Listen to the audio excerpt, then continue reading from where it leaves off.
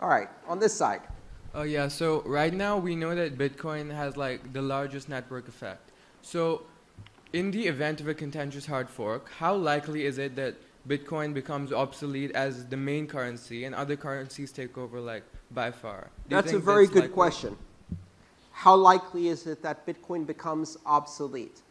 Um, I don't think it will become obsolete. I think if it faces a contentious hard fork, this is an example of things to come.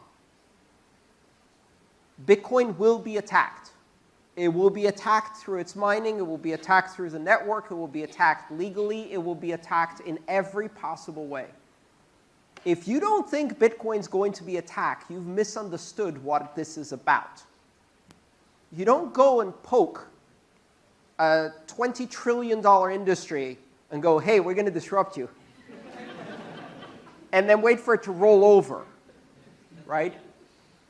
This is offensive to a lot of governments and a lot of very, very rich institutions. And there are a lot of people who don't want to see Bitcoin succeed because it's decentralized, and they're going to attack every aspect of it. Every aspect of Bitcoin will be attacked. So if a fork happens, we get to learn what happens when a fork attack occurs. And we learn how to defend against fork attacks.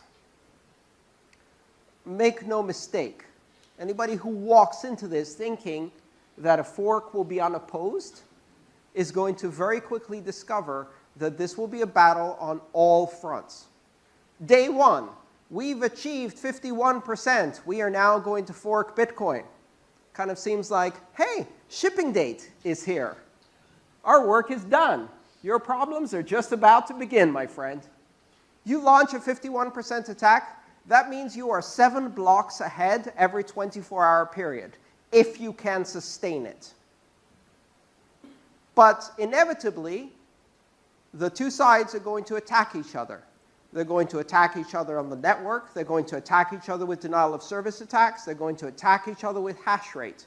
They're going to attack each other publicly, privately, anonymously, and not, in every possible way and immediately. Every bug in the software will get poked and then poked again. And if you try to fix it, you'd better write that code well, because if you put another bug in, that's going to get poked too. And then it becomes a battle about who has the best software development team and how quickly they can maintain that code and keep uptime, because that race is only 7 blocks wide. I don't think some of the people who are threatening to do a hard fork at 51% have thought clearly about the implications of what happens immediately afterwards. This is not going to be an easy game. It's going to actually allow Bitcoin to test all the possible attack scenarios on nodes, on networks, on relay networks, on hashing, transaction malleability, replay transactions, and everything else. What will come out of that? Probably a Bitcoin that's worth a lot less. Or, in my view, a technology that's worth a lot more, because it's battle-hardened. When it comes out of that, it will have survived its first fork attack. And we will know a lot more about what happens in highly contentious fork environments. Ethereum taught us a lot, but it didn't teach us much about a highly contentious fork. The fork was initiated by the main development team, which had more than 80% of the hash rate on their side. The other thing to remember, and I think this is important, there's a lot of people who say, if Bitcoin stumbles, it's going to be overtaken by one of these other currencies. It's very important to not mistake smooth sailing for good sailors, right? In order to have scaling problems, you first need to have scale. In order to have governance problems, you need to have a controversy to govern over, right? And everything's hunky-dory kumbaya until you have $20 billion on the table, and then the long knives start getting sharpened. Since this is March, we can use a reference, beware the Ides of March, right? And you can then say, oh, it's not what it looked like. It's not what it looked like. You know, don't pay attention to the stabbing. Really, pay attention to the fact that we all came together to stab together. That's the Roman Senate quote.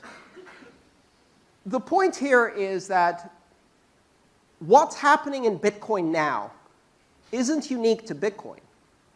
If one of the other currencies gets to this scale and has to handle this many transactions, they have a scaling problem, which they're going to have to resolve.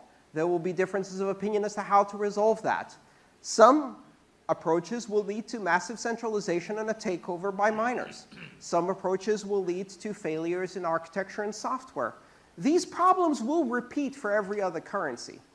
These are the rites of passage. You first have to grow up to face them, right?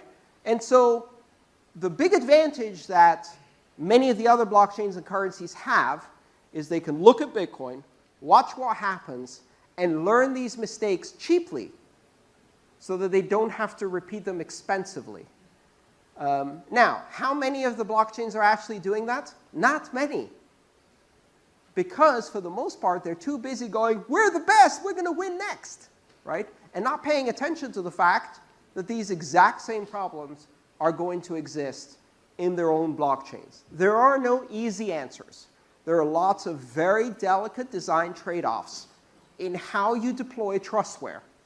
And Bitcoin is paving new ground. It's carving a new path. No one has gone here before. Pay attention. We have a lot to learn. This is a fantastic experiment.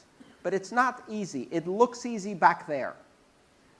I like to remind people, who was here when Bitcoin was in 2013? Anyone here who used Bitcoin in 2013?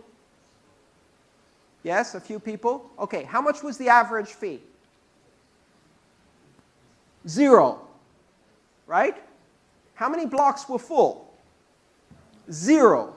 How big was the block size problem? 0. How much of a governance problem did we have or danger of a contentious hard fork? 0.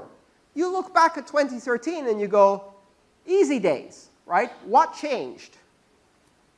What changed was, now there's $20 billion at stake, and the game gets serious, right? So it's easy to think that it will always be smooth sailing for the other cryptocurrency because they got everything right. That's not going to be the case.